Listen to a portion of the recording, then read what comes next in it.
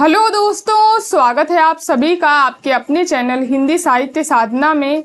हम लोग रामचंद्र शुक्ल कृत हिंदी साहित्य का इतिहास में आधुनिक काल को पढ़ रहे हैं, जिसमें हम लोग इसके प्रकरण 1 को पढ़ चुके हैं। तो अगर आप लोगों ने उस क्लास को नहीं देखा है तो आप लोग इसी वीडियो के डिस्क्रिप्शन बॉक्स में जाके उस क्लास को भी देख सकते हैं। आज की क्लास में हम लोग इसके प्रकरण 2 गद्य साहित्य का आविर्भाव को पढ़ेंगे।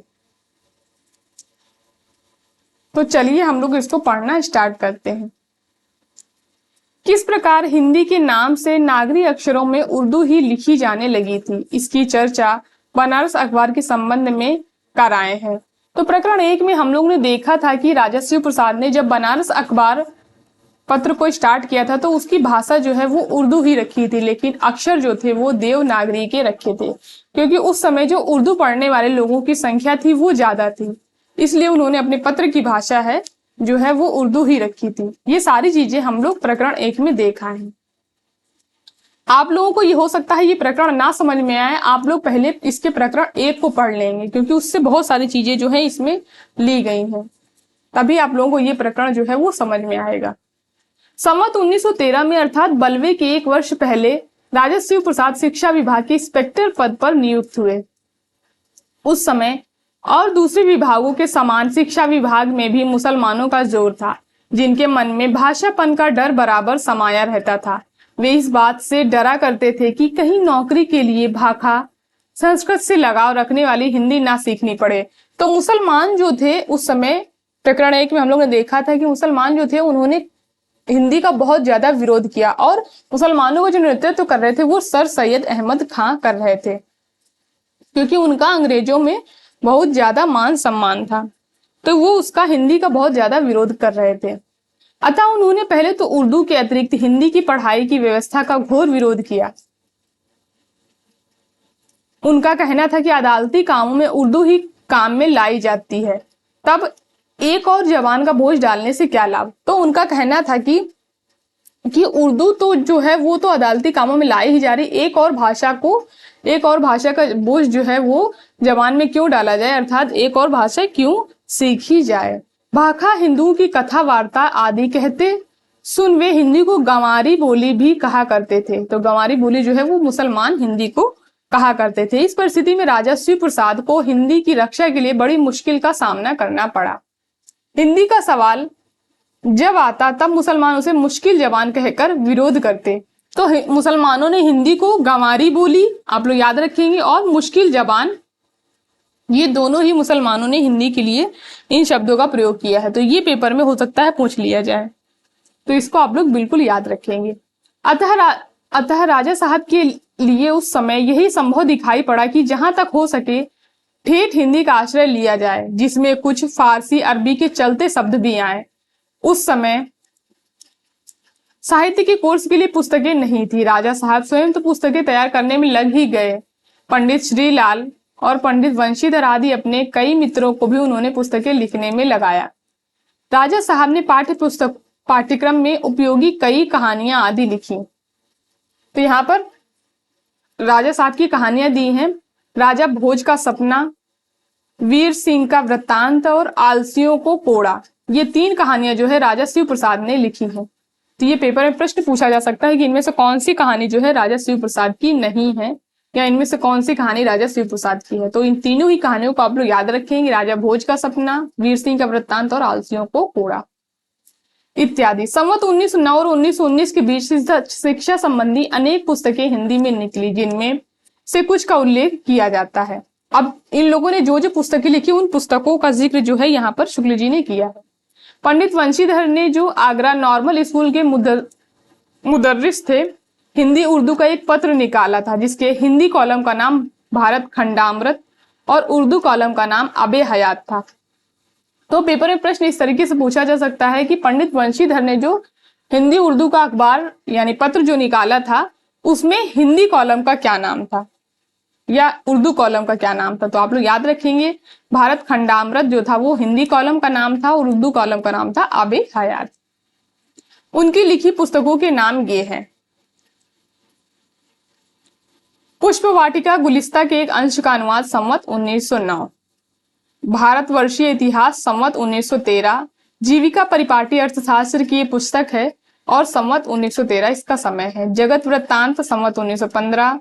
पंडित श्रीलाल ने संवत 1909 में पत्र मालिका बनाई।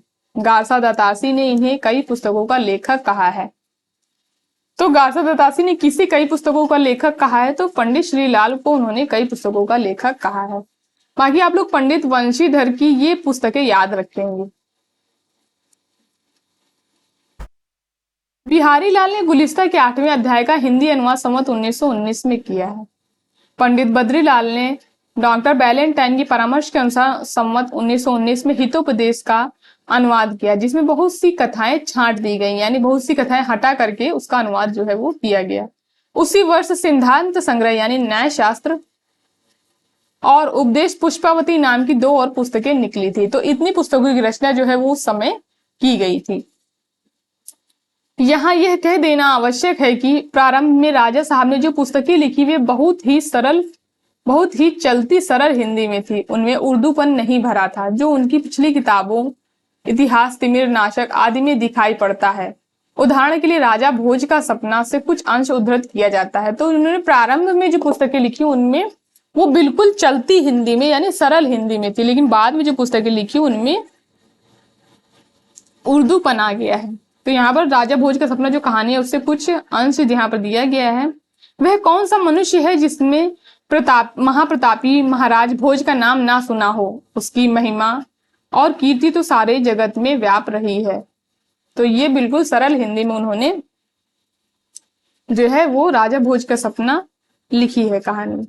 अपने मानव धर्म सार की भाषा उन्होंने अधिक संस्कृत गर्भित रखी है। इसका पता इस उद्धृत अंश से लगता है।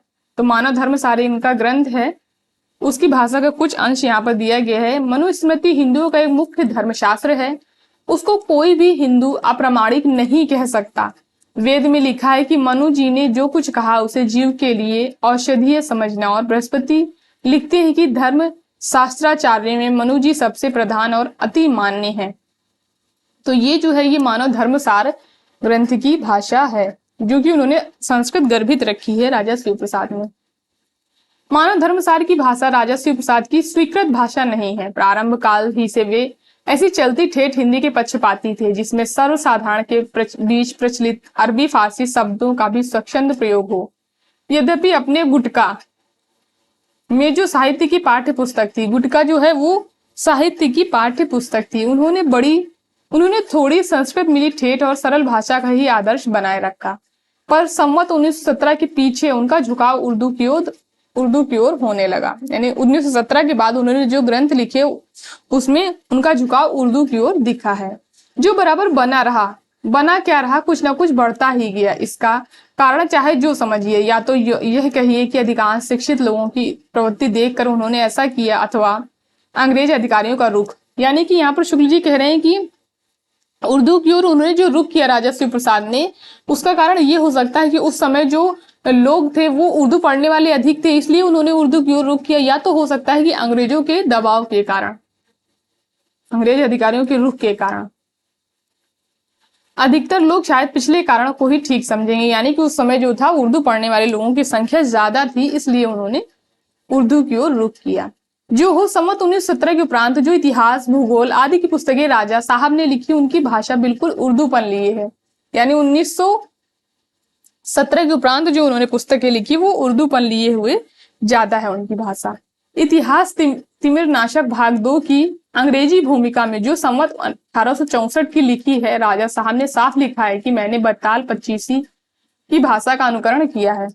तो इतिहास तिमिर नाशक और इतिहास तिमिर नाशक भाग 2 ये दोनों ही ग्रंथ जो है राजा शिव प्रसाद के हैं, ये आप लोग याद रखेंगे इसमें। और इसी की भूमिका में राजा यानी कि इतिहास तिमिर नाशक भाग 2 की भूमिका में ही उन्होंने लिखा है कि उन्होंने बैताल पच्चीसी की भाषा का अनुकरण किया। बैताल पच्चीसी जो ग्रंथ है वो हम लोग ने प्रकरण 1 में देखा था, लल्लू लाल जी का ये ग्रंथ है, लल्लू लाल का ये ग्रंथ है। इसमें इनकी जो भाषा थी वो उर्दू थी।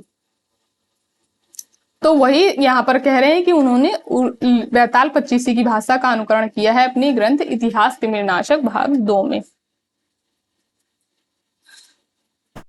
लल्लू लाल जी के प्रसंग में यह कहा जा चुका है कि बैताल पच्चीसी की भाषा बिल्कुल उर्दू है। तो यहां से पता चल रहा है कि उन्होंने इसकी भाषा ली है बैताल पच्चीसी की, यानी कि जो इतिहास तिमिरनाशा की जो भाषा है वो उर्दू है। तो इसमें ये जो पैराग्राफ दिया है, इससे लाइनें देखिए आपसे पेपर में पूछा जा सकता है कि इसमें से कौन सा कथन जो है वो रामचंद्र शुक्ल का नहीं है राजा शिव प्रसाद के संबंध में। तो आप लोग इसको याद रखेंगे और ध्यान से पढ़ेंगे। राजा साहब ने अपने इस उर्दू वाले पिछले सिद्धांत का भाषा का इतिहास नामक जिस लेख में निरूपण किया है, वही उनकी उस समय की भाषा का एक खास उदाहरण है। अतः उसका कुछ अंश यहाँ दिया जाता है। यहाँ पर भाषा का इतिहास जो लेख है लल्लू लाल जी का, यहाँ पर उसके अंश कुछ दिए जा रहे हैं। हम लोगों का जहां तक बन पड़े चुनने में उन शब्दों को लेना चाहिए जो आम, फहम और खान पसंद हो, अर्थात जिनको ज्यादा आदमी समझ सकते हैं और जो यहाँ के पढ़े लिखे आलिम, फाजिल, पंडित, विद्वान की बोलचाल में छोड़े नहीं गए। और जहां तक बन पड़े हम लोगों को हरगिज गैर मुल्क के शब्द काम में ना लाने चाहिए और न संस्कृत की टकसाल कायम करके नए नए ऊपरी शब्दों के सिक्के जारी करने चाहिए। तो ये जो कथन है ये लल्लू लाल जी का है, ये आप लोग याद रखेंगे। ये देखिए आपसे पूछा जा सकता है कि ये कथन किसका है। भाषा संबंधी जिस सिद्धांत का प्रतिपादन राजा साहब ने किया उसके अनुकूल उनकी यह भाषा कहाँ तक ठीक है, पाठक आप समझ सकते हैं। आम, फहम, खास पसंद, इल्मी, जरूरत, जनता के बीच प्रचलित शब्द कदापि नहीं, यानी कि उस समय प्रचलित शब्द बिल्कुल भी नहीं थे। फारसी के आलिम, फाजिल चाहे ऐसे शब्द बोलते हो, पर संस्कृत, हिंदी के पंडित, विद्वान तो ऐसे शब्दों से कोसों दूर हैं। फिर यहां से ये पंक्ति, ये कथन जो है ये इंपॉर्टेंट है। किसी देश के साहित्य का संबंध उस देश की सांस्कृतिक परंपरा से होता है, अतः साहित्य की भाषा उस संस्कृति का त्याग करके नहीं चल सकती। भाषा में जो रोचकता या शब्दों में जो सौंदर्य का भाव रहता है वह देश की प्रकृति के अनुसार होता है। तो ये जो कथन है ये रामचंद्र शुक्ल का है।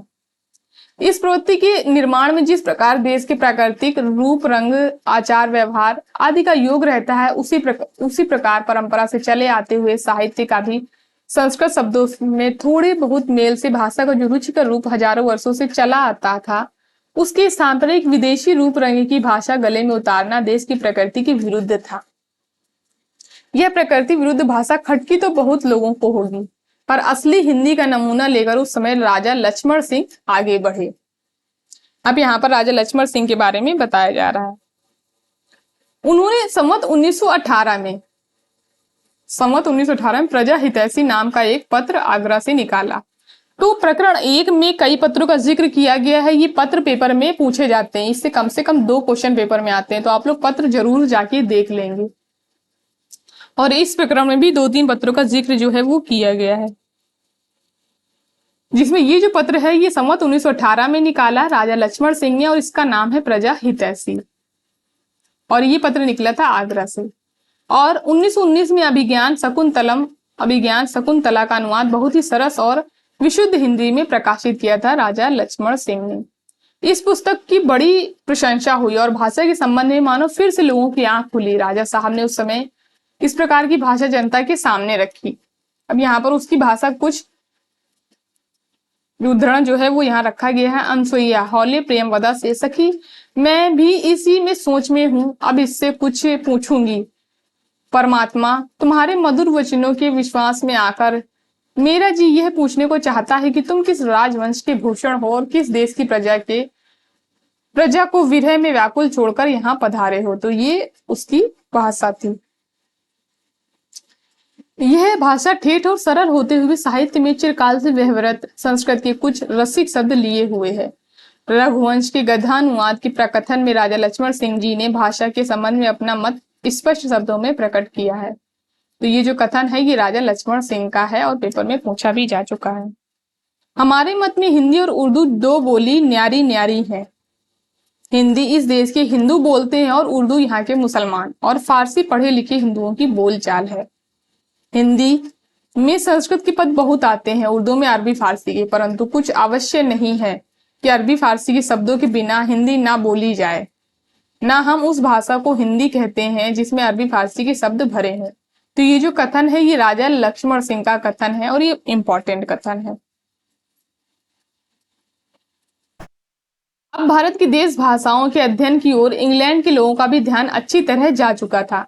उनमें जो अध्ययनशील विवेकी थे, जो अखंड भारतीय साहित्य परंपरा से अभिज्ञ हो गए थे, उन पर अच्छी तरह प्रकट हो गया कि उत्तरी भारत की असली स्वाभाविक भाषा का स्वरूप क्या है। इन अंग्रेजी विद्वानों में फ्रेडरिक पिंकॉट, ये आप लोग नाम याद रखेंगे इनका, फ्रेडरिक पिंकॉट का स्मरण हिंदी प्रेमियों को सदा बनाए रखना चाहिए। इनका जन्म संवत 1893 में इंग्लैंड में हुआ। उन्होंने प्रेस के कामों का बहुत अच्छा अनुभव प्राप्त किया और अंत में लंदन की प्रसिद्ध एलन एंड कंपनी के विशाल छापे खाने के मैनेजर हुए। वहीं वे अपने जीवन के अंतिम दिनों के कुछ पहले तक शांतिपूर्वक रहकर भारतीय साहित्य और भारतीय जनहित के लिए बराबर उद्योग करते रहे, यानी बराबर कार्यशील रहे। संस्कृत की चर्चा पिंकार्ट साहब लड़कपन से ही सुनते आते थे। इसमें उन्होंने बहुत परिश्रम के साथ उसका अध्ययन किया। इसके उपरांत उन्होंने हिंदी और उर्दू का अभ्यास किया, यानी दोनों ही भाषाओं का उन्होंने अभ्यास किया। इंग्लैंड में बैठे बैठे उन्होंने इन दोनों भाषाओं पर ऐसा अधिकार प्राप्त कर लिया कि इनमें लेख और पुस्तकें लिखने और प्रेस में छपाने लगे, यानी इन्होंने दोनों ही भाषाओं में अधिकार जो है वो प्राप्त कर लिया था कि उनमें पुस्तकें लिखने लगे थे। यद्यपि उन्होंने उर्दू का भी अच्छा अभ्यास किया था, पर उन्हें इस बात का अच्छी तरह निश्चय हो गया था कि यहाँ की परंपरागत प्रकृत भाषा हिंदी है। अतः जीवन भर ये उसी की सेवा और हित साधना में तत्पर है। उनके हिंदी लेखों, कविताओं और पुस्तकों की चर्चा आगे चलकर भारतीय काल के भीतर की जाएगी। यानी इन्होंने किस तरीके के लेख लिखे, किस तरीके की पुस्तकें लिखी, उसकी चर्चा भारतीय काल के अंतर्गत की जाएगी। संवत 1947 में उन्होंने उपर्युक्त एलन कंपनी से संबंध तोड़ा और गिलबर्ट एंड रिविंगटन क्लर्केनवेल लंदन नामक विख्यात व्यवसाय कार्यालय में पूर्वी मंत्री यानी ओरिएंट एडवाइजर एंड एक्सपर्ट नियुक्त हुए। उक्त कंपनी की ओर से एक व्यापार पत्र आइन सौदागरी उर्दू में निकलता था। यानी इस कंपनी से, गिलबर्ट एंड रिविंगटन जो कंपनी थी जिसमें वो काम करते थे, इस कंपनी से आइन सौदागरी नाम का उर्दू अखबार निकलता था। उर्दू भाषा में जो अखबार एक निकलता था, जिसका संपादन जो थे वो पिंकार्ट साहब करते थे। तो ये पूछा जा सकता है कि आइन सौदागरी का संपादन जो है इनमें से कौन करता था, तो पिंकार्ट साहब जो थे वो करते थे। उन्होंने उसमें कुछ पृष्ठ हिंदी के लिए भी रखे थे। कहने की आवश्यकता नहीं कि हिंदी के लेख वे ही लिखते थे।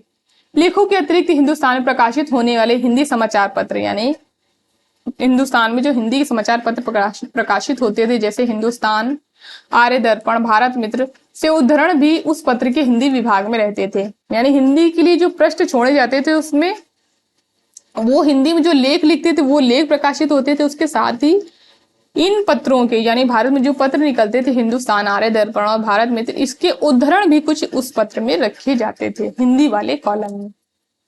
भारत का हित वे सच्चे हृदय से चाहते थे। राजा लक्ष्मण सिंह, भारतेंदु हरिश्चंद्र, प्रताप नारायण मिश्र, कार्तिक प्रसाद खत्री इत्यादि हिंदी लेखकों से उनका बराबर हिंदी में पत्र व्यवहार रहता था। उस समय के प्रत्येक हिंदी लेखक के घर में पिंकार्ट साहब के 2-4 पत्र मिलेंगे।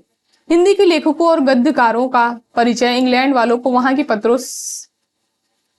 पत्रों में लेख लिखकर वे बराबर दिया करते थे। संवत 1957 में नवंबर, यानी कि नवंबर सन 1895 में वे रिया घास, जिसके रेशों से अच्छे कपड़े बनते हैं, की खेती का प्रचार करने हिंदुस्तान आए थे। तो पिंकार्ट साहब जो थे वो हिंदुस्तान किस लिए आए थे? रिया घास का प्रचार करने के लिए आए थे। वो रिया घास की खेती का प्रचार करने के लिए वो हिंदुस्तान आए थे, पर साल भर से कुछ ऊपर यहाँ रह पाए थे कि लखनऊ में उनका देहांत हो गया। 7 फरवरी 1896 को हो गया था। उनका शरीर भारत की मिट्टी में ही मिला। संवत 1919 में जब राजा लक्ष्मण सिंह ने शकुंतला नाटक लिखा, शकुंतला नाटक संवत 1919, उस समय उसकी भाषा देख वे बहुत प्रसन्न हुए और उसका एक बहुत सुंदर परिचय उन्होंने लिखा था। बात यह थी कि यहाँ की निवासी पर विदेशी प्रकृति और रूप रंग की भाषा लादा जाना भी बहुत ही अनुचित समझते थे। यानी पिंकार्ट साहब जो थे वो भारत के निवासियों पर विदेशी प्रकृति और रंग रूप का लादा जाना वो बहुत ही अनुचित समझते थे। अपना यह विचार उन्होंने अपने उस अंग्रेजी लेख में स्पष्ट रूप से व्यक्त किया है जो उन्होंने बाबू अयोध्या प्रसाद खत्री के खड़ी बोली का गद्य की भूमिका के रूप में लिखा था। देखिए उसमें वे क्या कहते हैं। अब यहाँ पर ये जो लेख है, जो कथन दिया हुआ है, ये पिंकार्ट साहब का है। फारसी मिश्रित हिंदी अर्थात उर्दू या हिंदुस्तानी के अदालती भाषा बनाए जाने के कारण उनकी बड़ी उन्नति हुई, इससे साहित्य की एक नई भाषा ही खड़ी हो गई। पश्चिमोत्तर प्रदेश के निवासी जिनकी यह भाषा कही जाती है, इसे एक विदेशी भाषा की तरह स्कूल में सीखने के लिए विवश किए जाते हैं। ये कथन पिंकार्ट साहब का है। पहले कहा जा चुका है कि शिव प्रसाद ने उर्दू की ओर झुकाव हो जाने पर भी साहित्य की पाठ्य पुस्तक गुटका में भाषा का आदर्श हिंदी ही रखा था। यानी शिव प्रसाद का झुकाव उर्दू की ओर हो गया था, लेकिन उन्होंने जो साहित्य की पाठ्य पुस्तक गुटका थी उसमें उन्होंने हिंदी ही रखा था भाषा का आदर्श। उक्त गुटका में उन्होंने राजा भोज का सपना, रानी केतकी की कहानी के साथ राजा लक्ष्मण सिंह के शकुंतला नाटक का बहुत अंश रखा था। राजा भोज का सपना शिव प्रसाद का कहानी है और रानी केतकी की कहानी मुंशी इंशाअल्लाह खां की कहानी है। ये पहला गुटका शायद संवत 1924 में प्रकाशित हुआ था। संवत 1919 और 1924 के बीच कई संवाद पत्र हिंदी में निकले। प्रजा हितैषी का उल्लेख हो चुका है। संवत 1920 में लोकमित्र नाम का एक पत्र ईसाई धर्म के प्रचार के लिए आगरा से निकला था। तो लोकमित्र जो पत्र निकला था संवत 1920 में, वो किसके लिए निकला था? तो वो ईसाई धर्म के प्रचार के लिए निकला था और आगरा से निकला, जिसकी भाषा शुद्ध हिंदी होती थी। लखनऊ से जो अवध अखबार निकलने लगा था, उसके कुछ भाग में हिंदी के लेख भी रहते थे। तो अवध अखबार कहां से निकलता था? लखनऊ से निकलता था। जिस प्रकार इधर संयुक्त प्रांत में राजा शिव प्रसाद शिक्षा विभाग में रहकर हिंदी की किसी न किसी रूप में रक्षा कर रहे थे, उसी प्रकार पंजाब में बाबू नवीन चंद्र राय महाशय कर रहे थे। ये कथन जो है ये इंपॉर्टेंट है। संवत 1920 और 1937 के बीच नवीन बाबू ने भिन्न भिन्न विषयों की बहुत सी हिंदी पुस्तकें तैयार की और दूसरों से भी तैयार कराई, यानी खुद भी लिखी और दूसरों से भी तैयार करवाई। ये पुस्तकें बहुत दिनों तक वहां कोर्स में रही। पंजाब में स्त्री शिक्षा का प्रचार करने वालों में ये मुख्य थे। तो पंजाब में स्त्री शिक्षा का प्रचार करने वाले मुख्य कौन था? नवीन चंद्र राय जो थे वो मुख्य थे। शिक्षा प्रचार के साथ साथ समाज सुधार आदि के उद्योग में बराबर रहा करते थे। ईसाइयों के प्रभाव को रोकने के लिए किस प्रकार बंगाल में ब्रह्म समाज की स्थापना हुई, इसका उल्लेख पहले हो चुका है। नवीन चंद्र ने ब्रह्म समाज के सिद्धांतों के प्रचार के उद्देश्य से समय समय पर कई पत्रिकाएं भी निकाली। संवत 1924 में यानी मार्च सन 1867 में उनकी ज्ञान प्रदायिनी पत्रिका, तो संवत 1924 में निकली थी ज्ञान प्रदायिनी पत्रिका और निकालने वाले थे बाबू नवीन चंद्र रॉय निकली, जिसमें शिक्षा संबंधी तथा साधारण ज्ञान विज्ञान पूर्ण लेख भी रहा करते थे। यहाँ पर यह कह देना आवश्यक है कि शिक्षा विभाग द्वारा जिस हिंदी गद्य के प्रचार में ये सहायक हुए वह शुद्ध हिंदी गद्य था। हिंदी को उर्दू के झमेले में पढ़ने से ये सदा बचाते रहे थे। हिंदी की रक्षा के लिए उन्हें उर्दू के पक्षपातियों से उसी प्रकार लड़ना पड़ता था जिस प्रकार यहाँ राजा शिव प्रसाद को विद्या की उन्नति के लिए लाहौर में अंजुमन लाहौर नाम की एक सभा की स्थापित की। तो लाहौर में अंजुमन लाहौर नाम की एक सभा की स्थापना की थी नवीन चंद्र रॉय ने। संवत 1923 के उसके एक अधिवेशन में किसी सैयद हादी हुसैन खान ने एक व्याख्यान देकर उर्दू को ही देश की प्रेम प्रचलित होने योग्य कहा।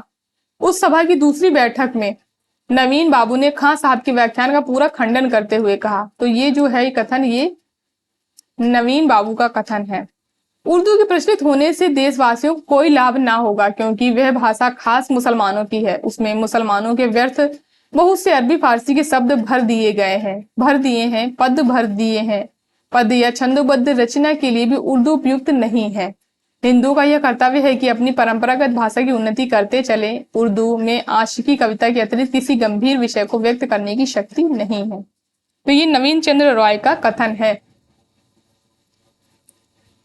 जो उन्होंने सैयद हादी हुसैन के विरुद्ध बोला था।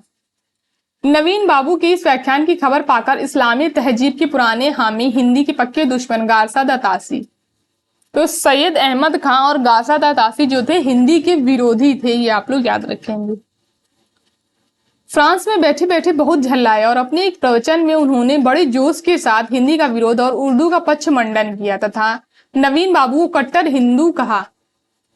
अब यह फ्रांसीसी हिंदी से इतना चिढ़ने लगा था कि उसके मूल पर ही उसने कुठार चलाना चाहा और बीम्स साहब का हवाला देते हुए कह डाला कि हिंदी तो एक पुरानी भाषा थी जो संस्कृत से बहुत पहले प्रचलित थी। आर्यों ने आकर उसका नाश किया और जो बचे शब्द रह गए उसकी व्युत्पत्ति भी संस्कृत से सिद्ध करने का रास्ता निकाला। इसी प्रकार जब जहां कहीं हिंदी का नाम लिया जाता, तासी बड़े बुरे ढंग से विरोध में कुछ ना कुछ इस तरह की बातें कहता था, क्योंकि वो हिंदी के विरोधी थे। सर सैयद अहमद का अंग्रेजी अधिकारियों पर कितना प्रभाव था यह पहले कहा जा चुका है, यानी हम लोग प्रकरण 1 में देख चुके हैं कि उनका अंग्रेजों पर बहुत प्रभाव था। संवत 1925 में इस प्रांत के शिक्षा विभाग के अध्यक्ष हैवेल MS हैवेल साहब ने अपनी यह राय जाहिर की, यह अधिक अच्छा होता कि यदि हिंदू बच्चों को उर्दू सिखाई जाती, ना कि ऐसी बोली में विचार प्रकट करने का अभ्यास कराया जाता जिससे अंत में एक दिन उर्दू के सामने सिर झुकाना पड़ेगा। तो ये MS हैवेल साहब का कथन है।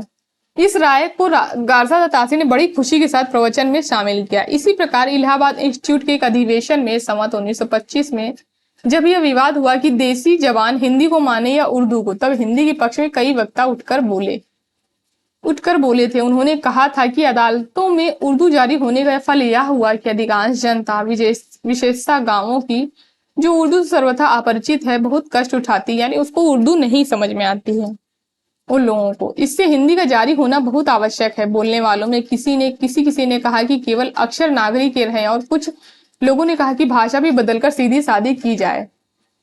इस पर गारसादा तासी ने हिंदी के पक्ष में बोलने वालों का उपहास किया था, यानी जिन लोगों ने हिंदी का सपोर्ट किया था, हिंदी के पक्ष में बोले थे, उनका गारसादा तासी ने उपहास उड़ाया था। उसी काल में इंडियन डेली न्यूज के एक लेख में हिंदी प्रचलित किए जाने की आवश्यकता दिखाई गई थी। उसका भी जवाब देने तासी साहब खड़े हुए थे। अवध अखबार में जब एक बार हिंदी के पक्ष में लेख छपा था, तब भी उन्होंने उसके संपादक की राय का जिक्र करते हुए हिंदी को एक भद्दी बोली कहा था, जिसके अक्षर भी देखने में सुडौल नहीं लगते हैं। तो हिंदी को भद्दी बोली किसने कहा है? गारसादा तासी ने हिंदी को भद्दी बोली कहा है। शिक्षा के आंदोलन के साथ ही साथ ईसाई मत का प्रचार रोकने के लिए मतांतर संबंधी आंदोलन देश के पश्चिमी भागों में चल पड़े। पैगंबरी एकेश्वरवाद की ओर शिक्षित लोगों को खिंचते देख स्वामी दयानंद सरस्वती वैदिक एकेश्वरवाद लेकर खड़े हुए और संवत 1920 में उन्होंने नगरों में घूम घूम कर व्याख्यान देना आरंभ किया। कहने की आवश्यकता नहीं कि ये व्याख्यान देश में बहुत दूर दूर तक प्रचलित हिंदी भाषा में ही होते थे, यानी उन्होंने जो व्याख्यान दिया वो हिंदी भाषा में ही दिया। स्वामी जी ने अपना सात्यार्थ प्रकाश, इनका ग्रंथ है सात्यार्थ प्रकाश, तो हिंदी या आर्य भाषा में ही प्रकाशित किया। वेदों के भाष्य भी संस्कृत और हिंदी दोनों में किए। स्वामी जी के अनुयायी हिंदी को आर्य भाषा कहते थे। स्वामी जी ने संवत 1922 में आर्य समाज की स्थापना की और सब आर्य समाजियों के लिए हिंदी या आर्य भाषा पढ़ना आवश्यक ठहराया। संयुक्त प्रांत के पश्चिमी जिलों और पंजाब में आर्य समाज के प्रभाव से हिंदी गद्य का प्रचार बड़ी तेजी से हुआ। पंजाब बोली में लिखित साहित्य न होने से मुसलमानों के बहुत अधिक संपर्क में पंजाब वालों की लिखने पढ़ने की भाषा उर्दू ही रही। आज जो पंजाब में हिंदी की पूरी चर्चा सुनाई देती है, इन्हीं की बदौलत सुनाई देती है, यानी स्वामी जी की बदौलत जो है वो हिंदी की चर्चा जो है पंजाब में सुनाई देती है, नहीं तो उर्दू ही वहां पर चल रही थी। संवत 1910 की लगभग ही विलक्षण प्रतिभाशाली विद्वान श्रद्धाराम फिलौरी के व्याख्यानों और कथाओं की धूम जो है वो पंजाब में आरंभ हुई। 1910 के लगभग जलंधर के पादरी गोकुलनाथ के व्याख्यानों के प्रभाव से कपूरथला नरेश महाराज रणबीर सिंह ईसाई मत की ओर झुक रहे थे, यानी किससे प्रभावित होकर? गोकुलनाथ के व्याख्यान प्रभावित होकर के। पंडित श्रद्धाराम जी तुरंत संवत 1920 में कपूरथला पहुंचे और उन्होंने महाराज के सब संशयों का समाधान करके प्राचीन वर्णाश्रम धर्म का ऐसा सुंदर निरूपण किया कि सब लोग मुग्ध हो गए। पंजाब के सब छोटे बड़े स्थानों में घूमकर पंडित श्रद्धाराम जी उपदेश और वक्तृताएं देते तथा रामायण महाभारत आदि की कथाएं सुनाते। उनकी कथाएं सुनने के लिए लोग दूर दूर से आते और सहस्रों आदमियों की भीड़ लगती थी। यानी जो कथाएं सुनाते थे उसको सुनने के लिए दूर दूर से लोग जो थे वो आते थे। उनकी वाणी में अद्भुत आकर्षण था और उनकी भाषा बहुत जोरदार होती थी। तो ये जो है ये श्रद्धाराम फुलौरी के संबंध में रामचंद्र शुक्ल का कथन है। ये जो है ये पंक्तियां इंपॉर्टेंट है। स्थानीय स्तर पर उन्होंने धर्म सभाएं स्थापित की और उपदेशक तैयार किए। उन्होंने पंजाबी और उर्दू में भी कुछ पुस्तकें लिखी थी, पर अपनी मुख्य पुस्तकें हिंदी में लिखी हैं। अपना सिद्धांत ग्रंथ सत्यामृत प्रवाह उन्हें बड़ी प्रौढ़ भाषा में लिखा है। यानी सत्यामृत प्रवाह जो है ग्रंथ, ये श्रद्धाराम फुलौरी का ग्रंथ है। वे बड़े ही स्वतंत्र विचार के मनुष्य थे और वेद शास्त्र की यथार्थ अभिप्राय को किसी उद्देश्य से छिपाना अनुचित समझते थे। तो ये भी इंपॉर्टेंट कथन है। इसी से स्वामी दयानंद की बहुत सी बातों का विरोध भी बराबर करते रहे। यद्यपि वे बहुत सी बातें कहे और लिख जाते थे जो कट्टर अंधविश्वासों को खटक जाते थे और कुछ लोग इन्हें नास्तिक तक कह देते थे, पर जब तक वे जीवित रहे सारे पंजाब के हिंदू उन्हें धर्म का स्तंभ समझते रहे। पंडित श्रद्धाराम जी कुछ पद रचना भी करते थे। हिंदी गद्य में तो बहुत कुछ लिखा और वे हिंदी भाषा के प्रचार में बराबर लगे रहे। अब यहाँ पर इनकी पुस्तकें जो हैं उनके बारे में जिक्र किया गया है। संवत 1924 में उन्होंने आत्मचिकित्सा नाम की एक अध्यात्म संबंधी पुस्तक लिखी है, जिसे संवत 1928 में हिंदी में अनुवाद करके छपाया। इसके पीछे तत्व दीपक, धर्म रक्षा, उपदेश संग्रह, व्याख्यानों का संग्रह, शतोपदेश दोहे इत्यादि धर्म संबंधी पुस्तकों के अतिरिक्त उन्होंने अपना एक बड़ा जीवन चरित्र 1400 पृष्ठों के लगभग था लिखा था, जो कहीं खो गया है। भागीरथी नाम का एक सामाजिक उपन्यास भी संवत 1934 में उन्होंने लिखा, जिसकी बड़ी प्रशंसा हुई। तो ये इनके पुस्तकें जो है वो दी है। आत्मचिकित्सा ये एक अध्यात्म संबंधी ग्रंथ है। तो ये देख के आपको पूछा जा सकता है ये किस प्रकार का ग्रंथ है, तो ये एक अध्यात्म संबंधी ग्रंथ है। उसके अलावा तत्व दीपक, धर्म रक्षा, उपदेश संग्रह, छतोपदेश, भागीरथी ये इनके ग्रंथ है। भागीरथी जो है ये एक उपन्यास है, वो भी सामाजिक उपन्यास है। अपने समय के वे सच्चे हितैषी और सिद्ध हस्त लेखक थे। संवत 1938 में उनकी मृत्यु हुई।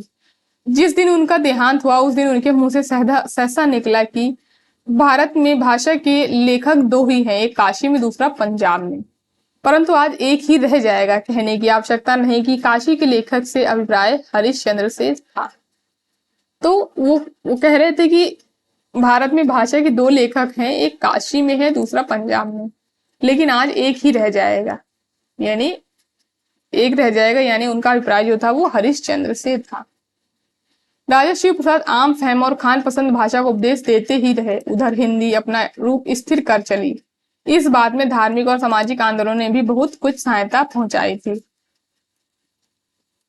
हिंदी गद्य की भाषा किस दिशा की ओर स्वभावतः जाना चाहती थी, इसकी सूचना तो काल अच्छी तरह दे रहा था। सारी भारतीय भाषाओं का साहित्य चिरकाल से संस्कृत की परिचित और भावपूर्ण पदावली का आश्रय लेता चला आ रहा था। अतः गद्य की नवीन विकास में उस पदावली का त्याग और किसी विदेशी पदावली का सहसा ग्रहण कैसे हो सकता था, जबकि बंगला, मराठी और अन्य देसी भाषाओं का गद्य परंपरागत संस्कृत पदावली का आश्रय लेता हुआ चल पड़ा था। जब हिंदी गद्य उर्दू के झमेले में पड़कर कब तक रुका रहता। सामान्य संबंध सूत्र को त्याग दूसरी भाषाओं से अपना नाता हिंदी कैसे तोड़ सकती थी, जबकि यूनानी और लैटिन के शब्द यूरोप के भिन्न भिन्न मूलों से निकली देसी भाषाओं के बीच एक प्रकार का साहित्यिक संबंध बनाए हुए हैं। तब एक ही मूल से निकली हुई आर्य भाषाओं के बीच उस मूल भाषा के साहित्यिक शब्दों की परंपरा यदि संबंध सूत्र के रूप में चली आ रही है, तो इसमें कोई आश्चर्य की बात क्या है।